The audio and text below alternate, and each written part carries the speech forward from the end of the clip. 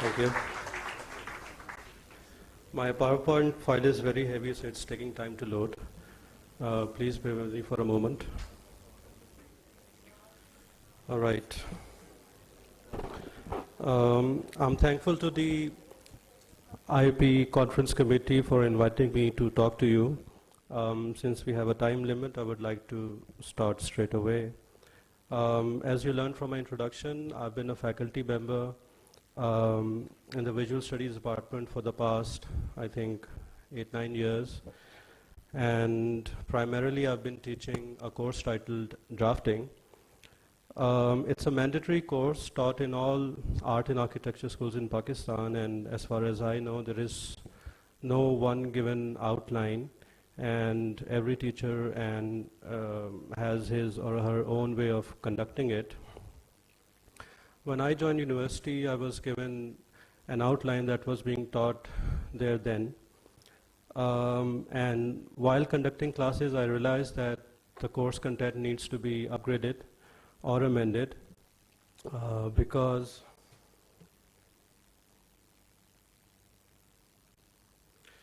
the course did not improve the level of the students in the 32 classes that was dedicated to the course annually, and B, it was not particularly relevant to all art and architecture students, and C, it did not take into consideration the fact that most of the students who enroll for design disciplines have not had any prior or qualitative art exposure. After having experimented with different course outlines, I learned that the issues that I've just raised could be tackled if a thoughtful course content is selected, keeping in view time available so that we cover important subjects and we improve the level of the students.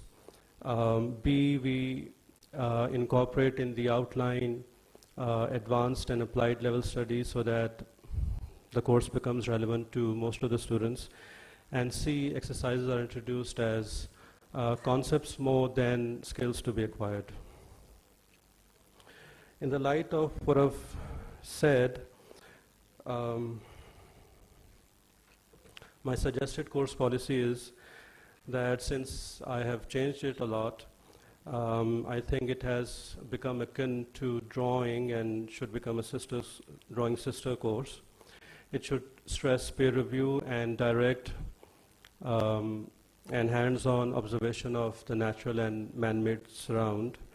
And it should excite the visual and spatial faculties of the students, training him on basic geometry, accuracy and scale, eye movement while reading a set of images, composing, layouting, rendering, form-space relationship, and depth perception. I would now like to show you the selected worksheets done by my first year art and architecture students in the Visual Studies department.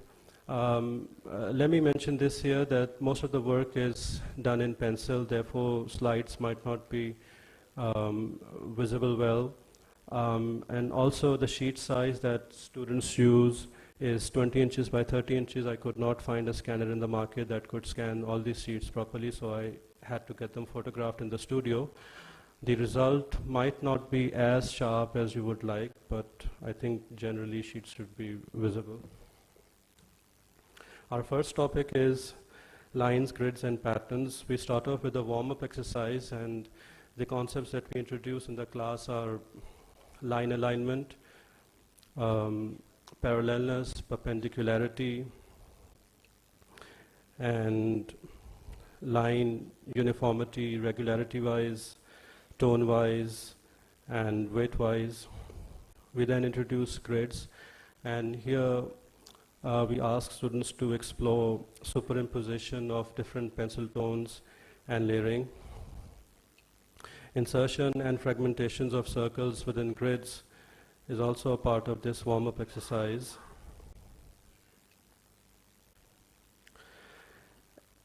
And then this topic ends with an applied study where a student is to think of a basic and very simple motif and is required to repeat, rotate, and stagger it across a given grid, creating a scheme.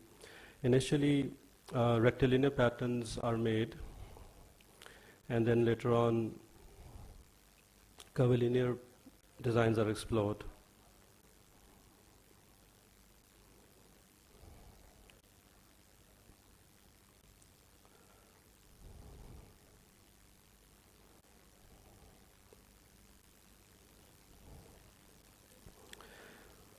Our next topic is lettering and typography. This is a very important topic. Here students are exposed to different and important typographic related concepts like typeface, font, glyph, etc. And a grid is marked, and a student is required to print freehand these alphabets. We start with capital alphabets. We also do small alphabets. Then we study massing and volumes. We make thin alphabets and thick alphabets, volume-wise. And then we study concepts like kerning, tracking, line spacing, word spacing, etc. And we ask the student to exercise these on a given grid size and type a copy. We make single line alphabets here and also double line them.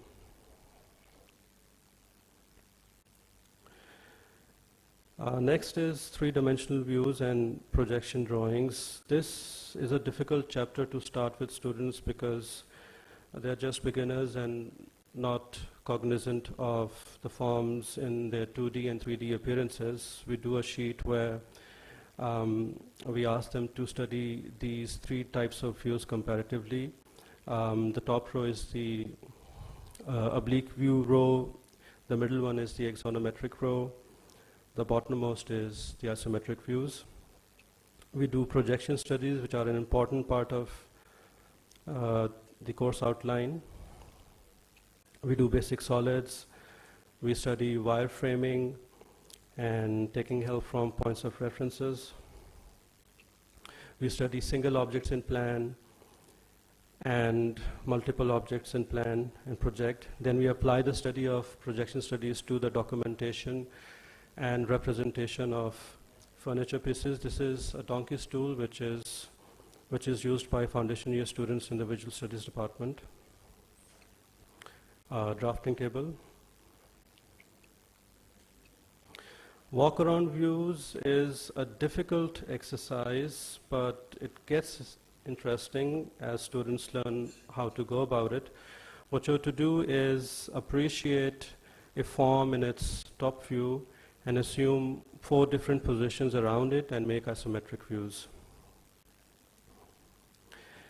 We increase the difficulty of the exercise by introducing levels.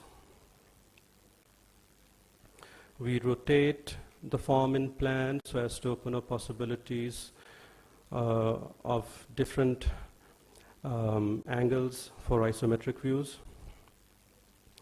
We introduce 2 elements in plan and ask them to draw walk-around views. The topic ends with this exercise where you have to print double-lined alphabets on cubes made in isometric view. Shades and shadows is an interesting exercise. We start off again with basic solids. The top row that you see on the slide is dedicated to the top views, and underneath you have corresponding isometric views. We cast shadows for objects that have some angle or slant. We cast shadows for frame type elements or step type elements. We cast shadows on obstructions. This chapter ends with an applied study where what you have to do is make models of 10 basic solids and you have to arrange them in an asymmetrical composition and place the composition under sun at 4 o'clock or 5 o'clock and photograph it from 4 different viewpoints. Then you select one best photo and then you reproduce it on a larger scale and render it with water-soluble pencils.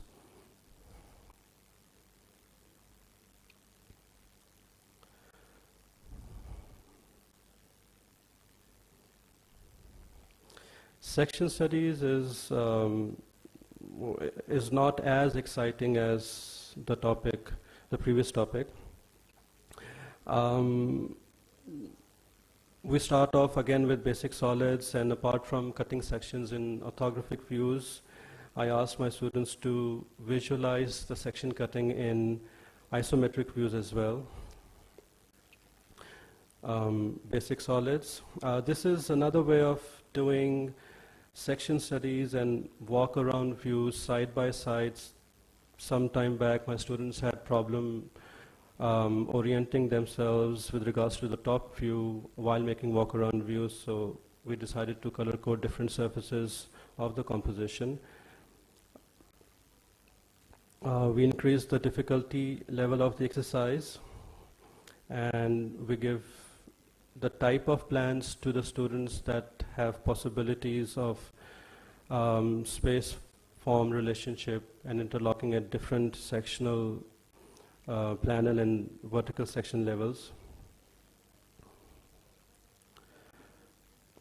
Then we apply the concepts of sections to the section makings of our donkey stool and drafting table. Now, apart from drawing these sections, students also learn the structural mechanics of the furniture. We discuss at length different jointing systems like mortise and tenon joints and butt joints, etc. Our drafting table.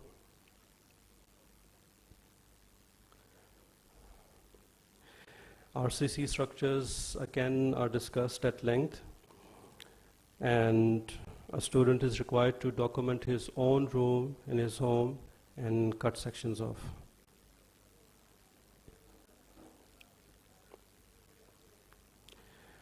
This is an applied study of typography and lettering. Since the students are now aware of concepts like line spacing and font size and tracking and kerning, they are now able to make basic type-based posters. This is one example. Another. Well, the usage of graphical elements is prohibited, but some students can't help it.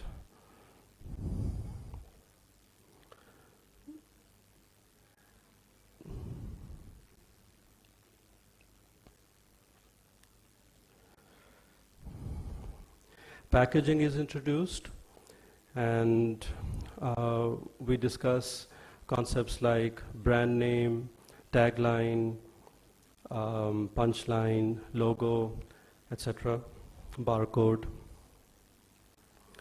You have to conceive a design for a product, and you have to make orthographic projections and its isometric views. Another example.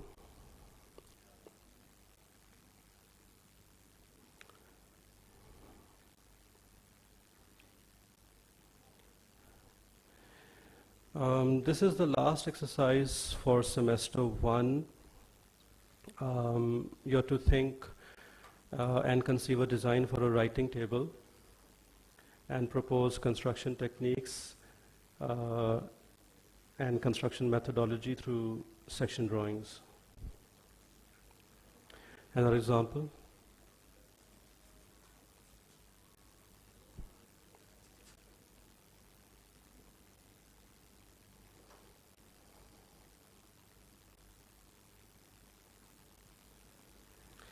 This is our first exercise for the second semester. We make perspectives using plan projection method.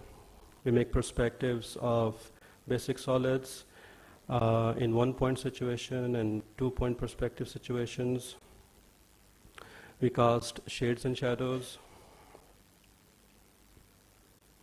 We do composite figures.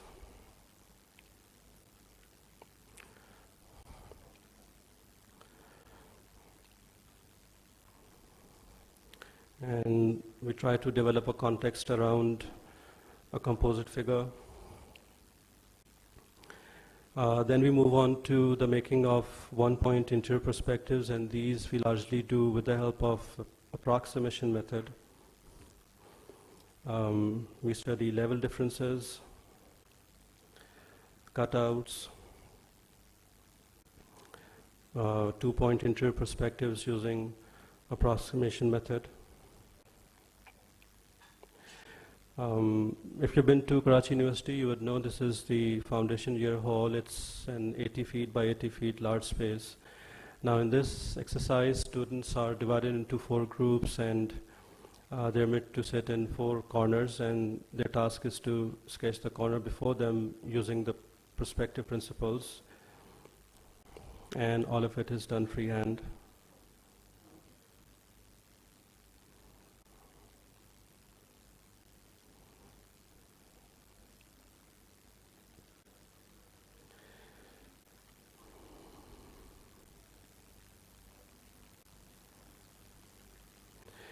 This is a quick exercise. We select a composite figure and we render it in 5 or 6 different coloring mediums.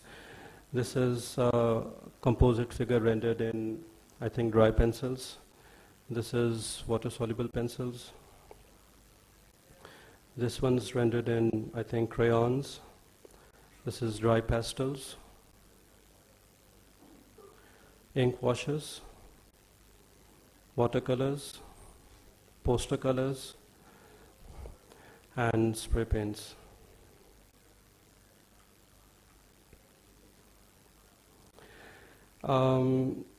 We then do an applied study of perspectives. We document furniture pieces.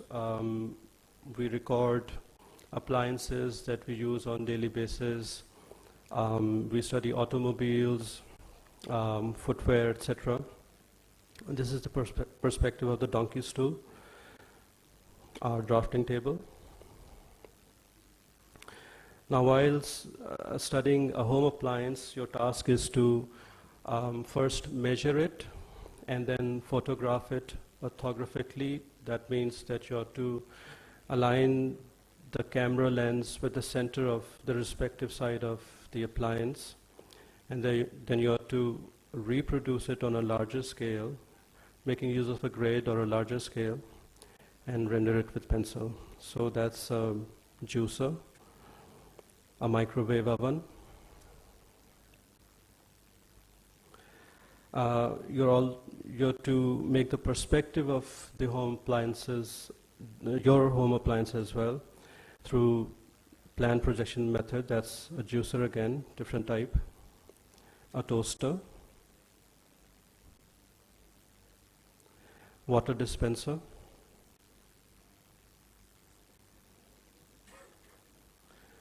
blender,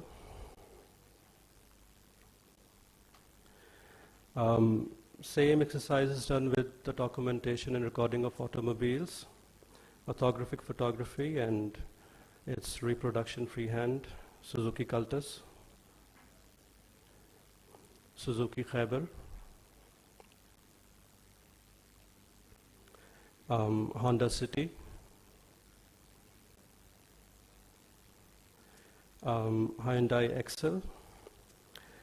Again, you have to make the perspective of the car that you have documented through plan projection method. This is Honda City again in perspective.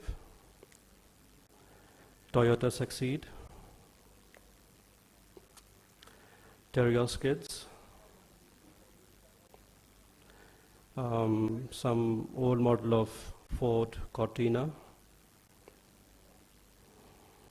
and Hyundai Excel. We then do footwear. We discuss different types of shoes in the class, like Oxfords, casuals, slip-ons, slingbacks, stilettos, etc. And your task is to photograph your own shoe orthographically and reproduce it on a larger scale.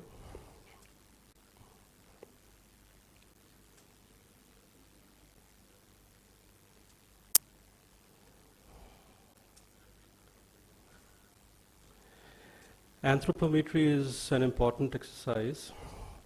This page we do from time saver standards. What you have to do is note and memorize and draw the different critical dimensions with regards to human form. You have to note and memorize the interaction of a human form with the different furniture pieces. We then move on to an applied study. What you have to do is document your own self. You have to lie down on 5 20 by 30 sheets and find out if you're an above-sized or undersized person with regards to the international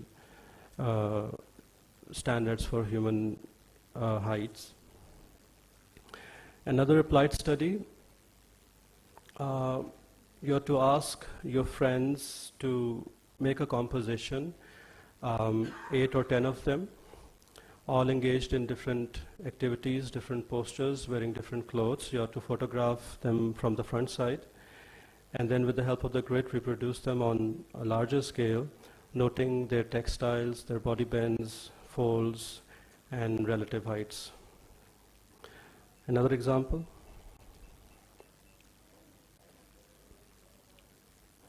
Another. We then zero in on the portrait.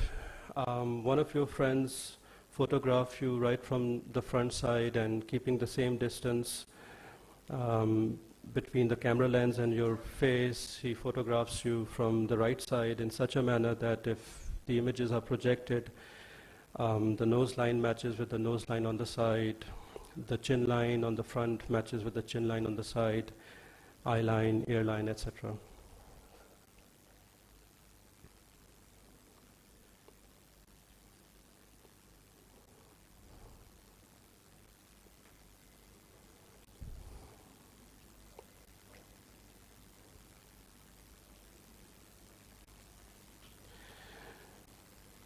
This is an applied study of portrait picking, but I don't offer this to all the batches. I have to see if the students are really willing to receive it well. What you have to do is conceive of a cartoonic character and make projections of it.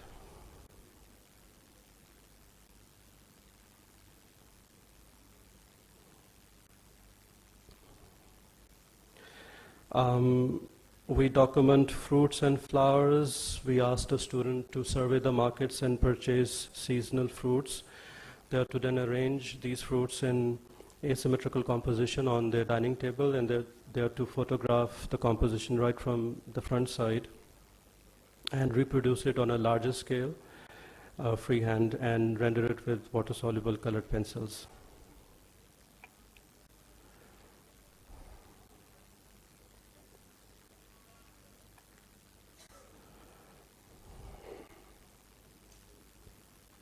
Flowers. Same exercise, orthographic photography and reproduction on a larger scale.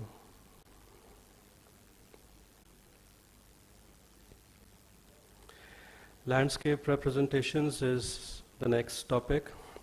Treetops, this we do from pen and ink. We discuss trees. We identify 12 or 14 commonly found trees in Karachi, and then we ask students to photograph them and draw them on their sheets.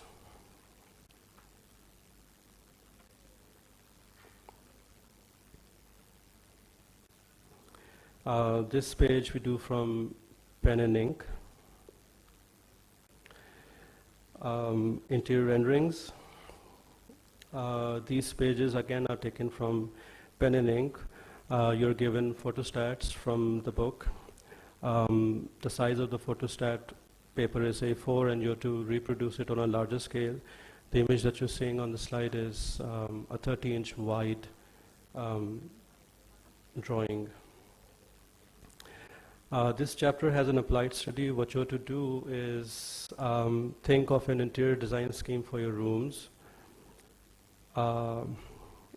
and then make drawings accordingly. So designed elevations, and then 1-point and 2-point perspectives.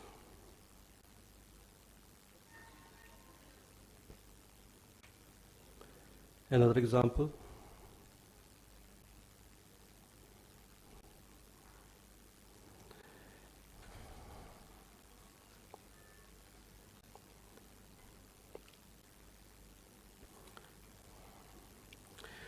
This is our last exercise.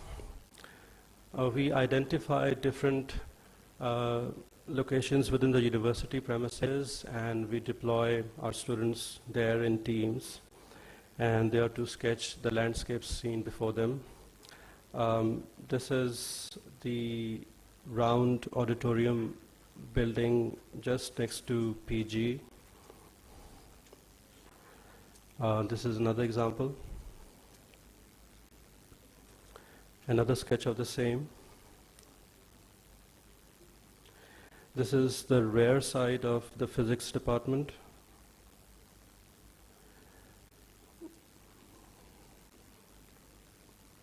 This is foods and sciences department.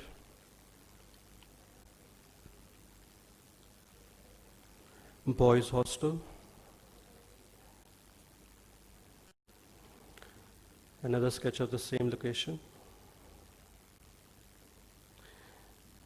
And Islamic Studies Department.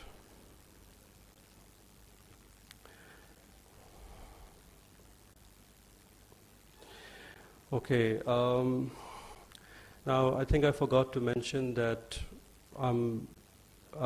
this presentation is for the book that I'm writing these days. The text is almost complete and graphic design and illustrations are underway. And we intend to complete the project by mid-August or late August and select a publisher and get the book published. This is basically a recording and documentation of the course that I've developed in KU. This is the proposed title of the book, Communication Drawings, A Beginner's Guide to Graphical Language, and most probably have 250 pages. The book has 19 chapters.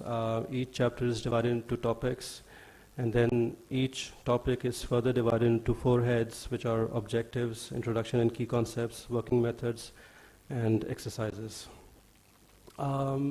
Salient features, lots of student work is getting published. There are numerous illustrations in the book to make clear the assignments. I think the text is easy to read. I'm giving realistic timelines to teachers. And I think the exercises are interesting and relevant to most of the art and architecture students. This is how the book is coming about. This is a sample chapter. Chapter number 3, titled Lettering and Basic Typography. We start with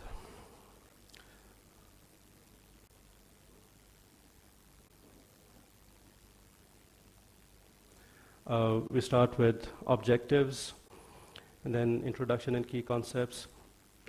The chapter discusses the usage of lettering and typography in different situations. You may use it for recording some facts or taking down notes from a lecture. You may use it to create some pattern or scheme.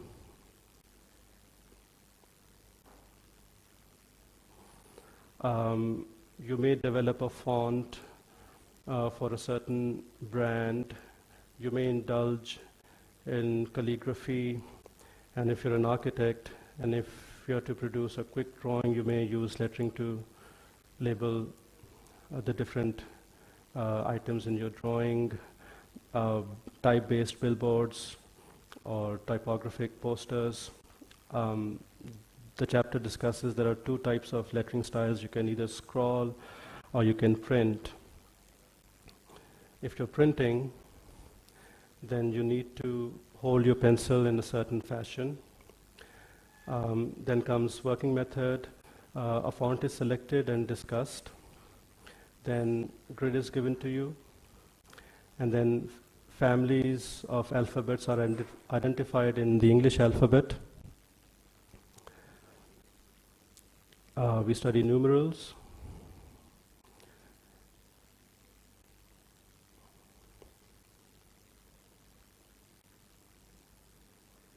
And then the topic ends with publication of students' work there. Next topic is printing of small alphabets. Same headings, objectives, introduction and key concepts, working method, and publication of students' work. Double-lined alphabets, same 4 heads, and publication of students' work. Topic 4, you're introduced to typography. You study concepts like ascenders, descenders, overshoot, etc. And students' work is published. This is another chapter, chapter number 7, Shades and Shadows. The chapter discusses shadow casting for basic solids. We study shadow casting at different times of the day and in different climates, sunny weather, cloudy weather, winters and summers. And then the chapter gives you detailed construction method for shadow casting. Then shadow casting for some more basic solids like basic cuboid, rectangular plane, and square post. Some more basic solids. And then the chapter ends with the publication of a student's work. So I hope when the book gets published, it will be helpful to many students in Pakistan, and I hope there will be some students who will, in time, like to take this up and improve it and take it further. Thank you very much.